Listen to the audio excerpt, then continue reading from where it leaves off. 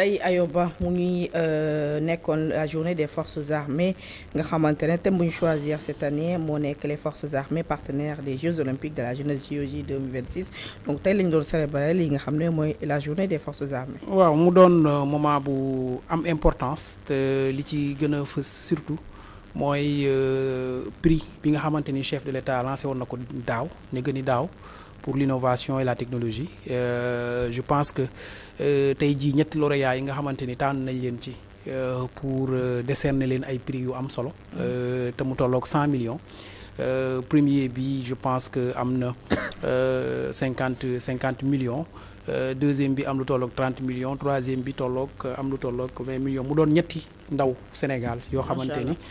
dañoo ràññeeku ci wàllum innovation ki jël premier prix bi je pense que moom moo confectionné benn robot boo xamante ni tey jii mën na dimbali non seulement armée bi wala yeneen structures yi nga xamante ne dañu nekk ci état bi yëpp ci wàllum déminage je pense que deuxième prix bi aussi même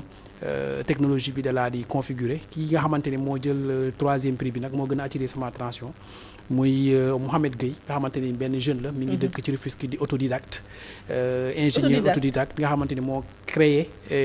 drone yi nga xamante ni tey jii bi mu ko présenté mu ñëw indi ñu décerné ko li nga xamante ni mooy troisième prix bi je me suis rendu à Rufisque. bu ñu nee autodidacte maanaam moo ko jàngal boppam. jàngee ko kon amul benn formation. terminal la arrêté. jàng c'est-à-dire deful ay études supérieures ci lu dul ay formation yoo xamante ni ci à travers le net la ko doon suivre. ba dajale ci expertise bi nga xamante ni tey jii. dem na ba expertise boobu mu mën a créer drone te création drone ñëpp xam nañ ni yombul ñu ci bëri d'habitude bu ñu koy créer fii dañu jënd matériel bi à l'extérieur mu nga ñëw confectionner mais moom li nga xamante ni mooy système embarqué bi moom ci moom la jógee maanaam moom moo ko créer loolu moo ci extraordinaire j'ai largement discuté avec lui te ay ndaw lañ yoo xamante ni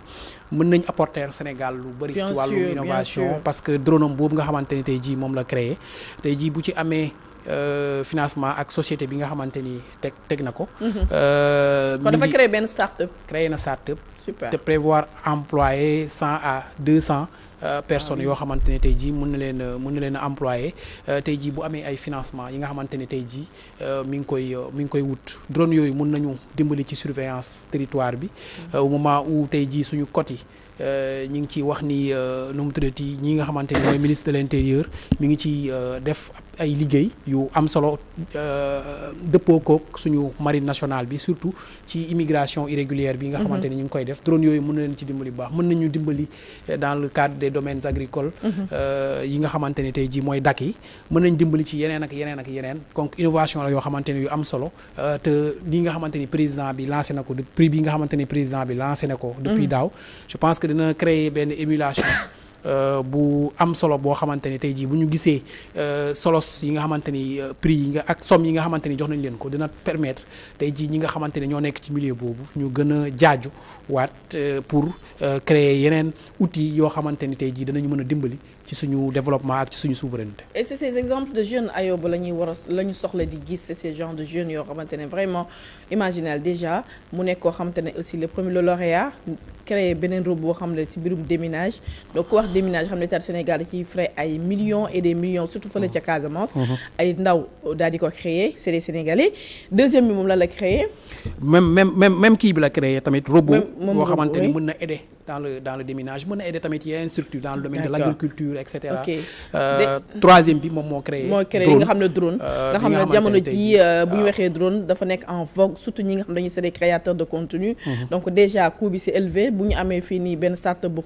koy liggéey c'est sûr que coût bi dina gën a wàññeeku mais day créer ay emplois donc c'est ces genres de jeunes yoo xam moom la ñu war a promouvoir alors deuxième l'actualité mu nekk ci sous-région bi aussi ce qui se passe au Mali gis nañu benn influenceur c'est triste de le dire mais instant yi ñëpp a tiit la xew ci Mali kenn xamul lan la une tiktokeuse très célèbre bokkoon ci ñi nga xamante ne c'est des militants wala des souteneurs d'Assimi Goïta la ñu faat en plein place publique au vu et au su de tout le monde mu nekk acte bu ignoble bu xam ne c'est inhumain Ayoba ce qui se passe au Mali instant yi mënoo ñu la situation. Voilà, elle est préoccupante. La situation est très préoccupante à Bamako. Surtout parce que Mali moom situation bi elle est préoccupante depuis des années mais genre scène yi dañ ko doon gis dans le nord mais pas ci capitale dañoo ñëw nag dañoo avancé ba jege li nga xamante ni mooy capitale bi ils sont au niveau de Kaay ils ont fait un blocus depuis plusieurs mois nga xamante ni tey jii lépp luy denrée wala carburant ak yenn produits yi mënatul dugg Mali tout simplement parce que dañuy attaquer convois yi nga xamante ni ñoom ñoo ko fay indi loolu nag mu créé benn pénurie bu grave, pénurie de carburant commencé na laal sax denrée de première nécessité yi selon certains confrères avec qui j'ai discuté récemment te bu continuer ba laal carrément denrée de première nécessité yi mën nañu mën nañu jëm ci ay wàllum famille nag yu ni demee te on le souhaite pas du tout donc Mali dañuy rappeler rek ni li xew dans tout le Sahel mooy groupe djihadiste yi nga xamante ni ñoom ñoo pénétré dans tout le Sahel origine bi du lenn lu dul en 2012 kaw bi nga xamante ni tey jii la France ak ses soutiens def nañ ko fële ca Libye pour destituer ki nga xamante ni mooy Kadhafi fa la prolifération armes yëpp daal di jógee daal daanu si fii ci Sahel moo indi situation bii ni mel tey nga xamante ni Mali depuis plusieurs mois électricité daanaka amu fa. Est-ce qu'on peut dire que la situation échappe carrément à Assimi Goïta et aux troupes maliennes? Carrément la situation échappe carrément bon mënu ma ni carrément parce que bu fekkoon la situation lui échappe carrément instant bi Bamako daanu na aux mains des djihadistes mais la situation avancée, l'armée malienne a montré ses limites. L'armée malienne et ses soutiens aussi russes ils ont montré leurs limites dans la défense du territoire malien parce que il faut aussi pas se voiler la face ñi nga xamante ne ñooy djihadistes yi ils ne luttent pas seuls sur le terrain am nañu ay soutien parce que boo demee tey jii ba ay terroristes di am ay drones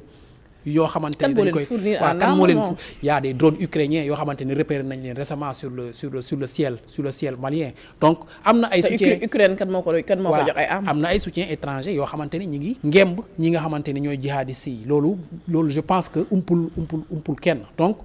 tey jii les autorités maliennes mun naa leen blâmer ci benn côté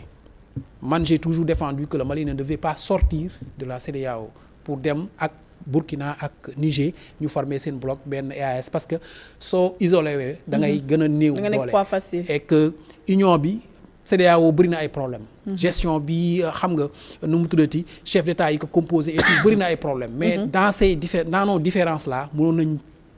mettre tout sur la table ñu discuter ko d'autant plus que waa CEDEAO demoon nañ ba lâcher du lest c'est-à-dire bi Mali menacé ak Niger ak Burkina pour génn biir CEDEAO ñoom waxoon nañ ni permettre nañ leen ñu ñëw sur la table pour wax li nga xamante ne tey jii moo leen nakari donc pour man génn CEDEAO bi mun def leen gën a fragiliser. En plus l'Union africaine aussi a trop regardé faire. tey def na communiqué de pourtant. def nañ communiqué démb pour wax ni pour appeler à une réaction boo xamante ni dañ koy coordonner mais pour man c'est un peu trop tard parce que bàyyi nañ jihadistes yi bañ jël trop de terrain ñëw ba aux portes de Bamako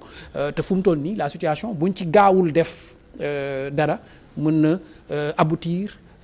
nu mu tuddati à la prise de la capitale ñaanuñu ko yàlla te loolu vraiment ñaanuñu ko yàlla. alors ñu jeexale ko fële ca France ginnaaw ba ñuy tegee loxo kii nga xam ne moo fa nekk président de la République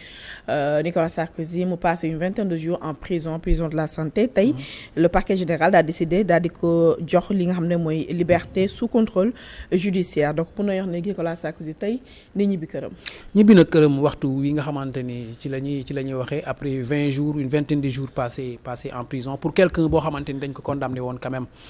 à 5 ans de prison pour association de malfaiteurs, corruption et tous les délits qui s'ensuivent donc muy wone rek ni justice bi léeg-léeg ci partout dans le monde day am une justice pour les faibles et une justice pour les forts man leer na ma ni tey jii bu ñu ma condamné en France pour corruption wala association man condamné ma à 5 ans de prison du ma génn au bout de 20 jours c'est parce que c'est Nicolas Sarkozy qu'au bout de 20 jours quand même ñu daal di koy may une liberté provisoire même si c'est sous condition et cetera mais tey jii dafay ñibbi këram toog te loolu privilège boobu ñu bëri ci ay français wala ñu bëri ci ñu nekk ci àdduna bi amuñu privilège boobu nga xamante ni moom am na ko.